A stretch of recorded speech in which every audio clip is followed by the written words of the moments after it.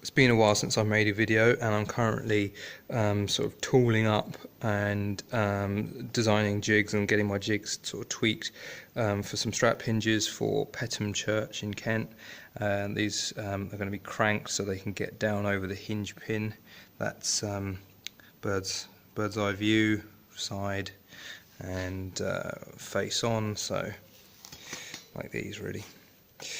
So whilst the fire is just warming up, in fact I need to give that a bit of attention, give me 2 secs. So whilst the fire's just getting going, thought I'd show a couple tools and processes that I'm going to be using to get these going.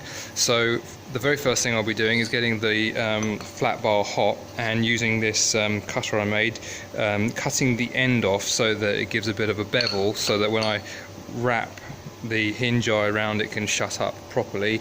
This is a gadget that I made to help forge the hinge eye. You'll see how that all goes together.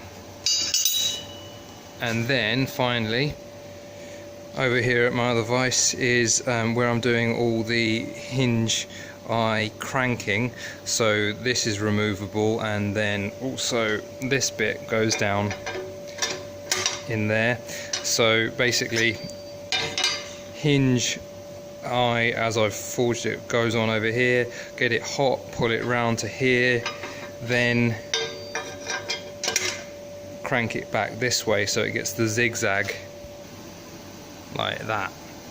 But I'm sort of refining these jigs and everything, so this next one that I do now should prove whether it's all finally set up and ready to rock. So I've got 9 of these to make.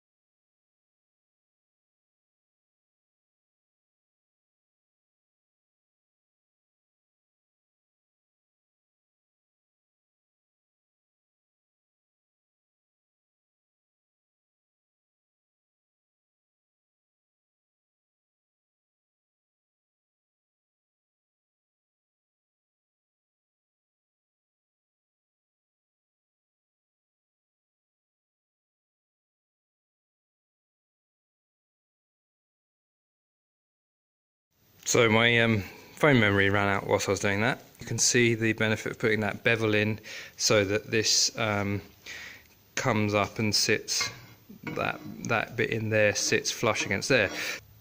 So before I get doing this properly, a rehearsal of putting this on, marking up the back here to give me my line where I'm going to heat, take it over to the gas torch, which is over there, heat in there, bring it back over, pull it round, pull it up to this stopper here, then obviously that will be over there, then get that one in there and pull it back out so it lines up with a line that I've got drawn along here.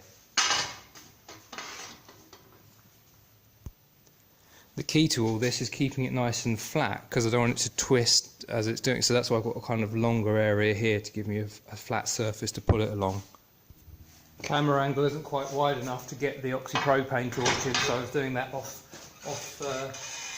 camera.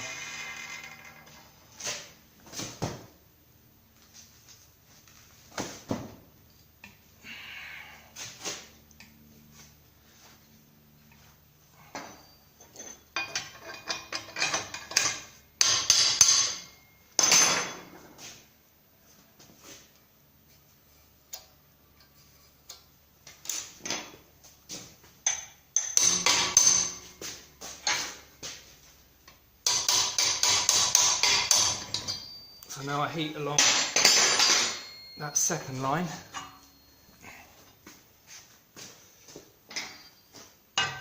Come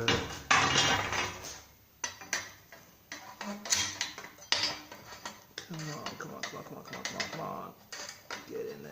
Get in there.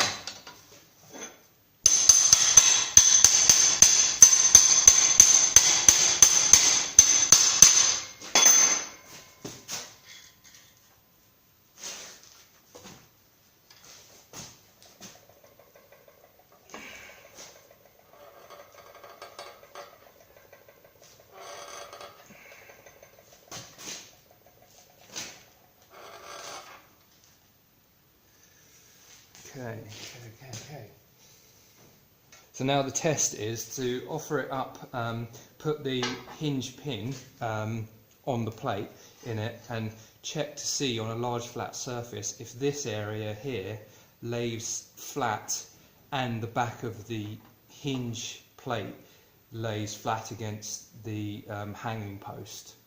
Because previously when this was laying flat, it was lifting the back of the plate up, which meant it was about 2 mil too far this way. So I was before I started filming, changing this slightly. So this one now tells me if I've got it right or wrong, and if I need to carry on adjusting it. Hopefully it's fine.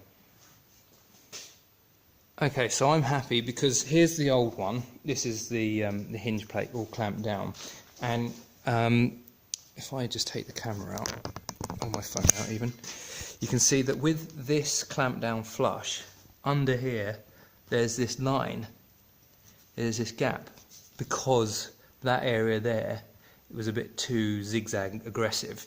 But with the new one on, hang on,